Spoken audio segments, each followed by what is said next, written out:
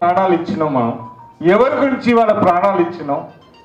నా బీసీలు అన్నలు తమ్ముళ్ళు చెల్లెళ్ళు వాళ్ళకి ఎంతో ఆశతో తెలంగాణ వస్తే నీళ్లు నిధులు నియామకాలు అన్నారు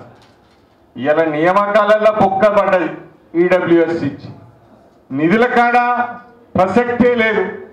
ఇక నీళ్ళు వచ్చినా కానీ భూములు వాళ్ళే కాబట్టి నీళ్ళు కూడా వాళ్ళకే పోయినాయి ఇవాళ 3 వస్తాయి అనుకుంటే 3 పోయి వాలీలలో పడ్డాయి కానీ ఈడ మాత్రం రాలేదు ఏదో రాహుల్ గాంధీ కామారెడ్డి డిక్లరేషన్ చేసిండు ఇక కాంగ్రెస్ రావుడితేనే మన దశ మారుతుంది దిశ మారుతుంది అని అందరూ డక్కా డక్కా గుద్దినాం వచ్చిన తర్వాత ఇక మల్లలుల్లే సాగదీసుడే సాగదీసుడే సాగదీసుడే వాళ్ళందరికీ తెలిసింది రాష్ట్ర ప్రభుత్వం అసెంబ్లీలో బిల్లు